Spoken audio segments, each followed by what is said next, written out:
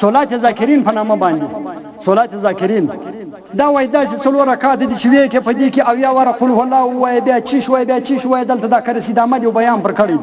ډیر په دا فیسبوک په دا ګروپو په دا واتس اپ کې په لګرځ مال ډیر کسان استولې دي په دا کې څه وای په دې باره کې تقریبا 48 فتاوی ما کتلې دي بیا زما استادان نه ما ټلونه کړی دي او ډیر مصنفین دي شو علما د کراچي د ما ټلونه کړی دي چې دا صلات ذاکرین په کوم کتاب کې دی صلات ذاکرین چې دا په یو کتاب کې نشته دا کرسید احمد بس وللم چې دا یو موضوعي روایت چیرې پیدا کړی دي چې دا یو ضعیف خبره په کوم کتاب کې پیدا کړی ده بس پر دې باندې بیان کړی دي چې دا صلات ذاکرین کچا وکي څلور رکعات دي په دې کې دومره واره قل والله وای دومره واره الحمدلله وای دومره واره پلانکای شي وای دومره واره پلانکای شي وای ګر د ګنا الله تعالی ورما په خبره ختم شی واوره په دغه روژه باندې ګناه نه معافیږي په لمانځه باندې ګناه نه معافیږي ګناه کبیره کومې ګناوې چې معافیږي چې په حدیث کې ذکر شوي دي دا ګناه صغیره شي ګناه کبیره قطعا بې له توبې نه معافیږي بې له توبې نه په روژه معافیږي نه په لمانځه معافیږي نه په نفلو معافیږي ما سوا بې له توبې چې توبې د نیک شل تر هغو پورې ستا ګناه قطعا نه معافیږي ټول کتابونه لیکل ټول فتاوا لیکلي توبه وکړه دا ګناه څخه چې توبه نه وکړې په روژه نیولو باندې نه معافیږي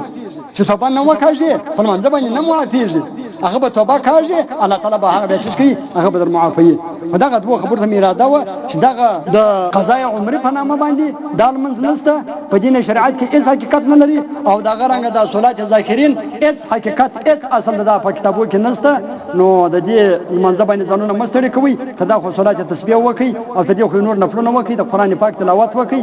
دا کداغه رقم وبل چې وکړه د قضای عمر د دین شی دی او یا صلات ذاکرین د دین شی دی دا قصه بدعت دی دا بدعت سیئه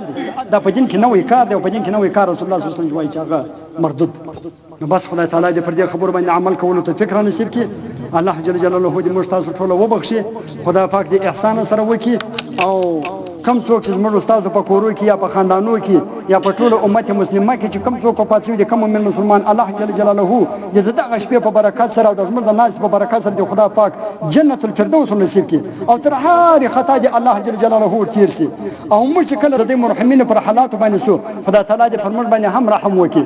خدای پاک دې زموږ په کورو کې زموږ په خاندانو کې زموږ په محلو په کلو کې او زموږ ټول مسلمانانو په مابین کې دې الله تعالی اتحاد او اتفاق پیدا کړي الله پاک دې زموږ په مابین کې ورورولي راولي خدا پاک دې بې اتفاقي لري کې خدا پاک من هر قسم فتنو او فتنګرو خلق وساتي کپټي کشکارای وما علينا الا البلاغ المبين الحمد لله رب العالمين والعاقبة للمتقين والصلاة والسلام على خير خلقه محمد وآله وأصحابه أجمعين ربنا ظلمنا أنفسنا وإن لم تغفر لنا وترحمنا لنكونن من الخاسرين اللهم إنك عفو كريم تحب العفو فاعف عنا يا غفور يا كريم يا رحيم لا إله إلا أنت سبحانك إنا كنا من الظالمين اللهم لا تقتلنا بغضبك ولا تهلكنا بعذابك وعافنا قبل ذلك اللهم اهدنا الصراط المستقيم صراط الذين أنعمت عليهم غير المغضوب عليهم ولا الضالين یا الله ته موږ ټولو ته هدایت وکړي خدای پاک ته مستا پر صراط مستقیم باندې روان کړي خدای پاک زموږ اولادو ته زموږ بیبیانو ته زموږ ومندو پلرو ته او زموږ خاندانو ته او ټول امت مسلمه ته هدایت وکړي یا الله تو خدغه بیت المقدس د کفارو د لاسه وباسي خدای پاک ته دغه تسلط ته مسلمانانو د پر راولي خدای پاک ته خدای کفار تباہ او برباد کړي یا الله ته دې په خپل افس کې سره اخته کړي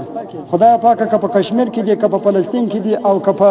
عراق کې دي که په پاکستان او په افغانستان کې دي او که په هر ملک کې دي خدای پاک ته کفار تباہ او برباد کړي او شکست ورنصیب کړي یا الله مسلمانانو ته فتح ورنصیب کړي خدای پاک ته موږ دندوست کړي یا الله موږ هر قسم فتنو او فتنګرو خلق او هر قسم نجوړي څخه موږ ټول کورونه وساتي خدای پاک ته ستاسو رحمتونه پر موږ باندې نازل کړي وصلى الله تعالى على خير خلقه محمد وآله وأصحابه أجمعين برحمته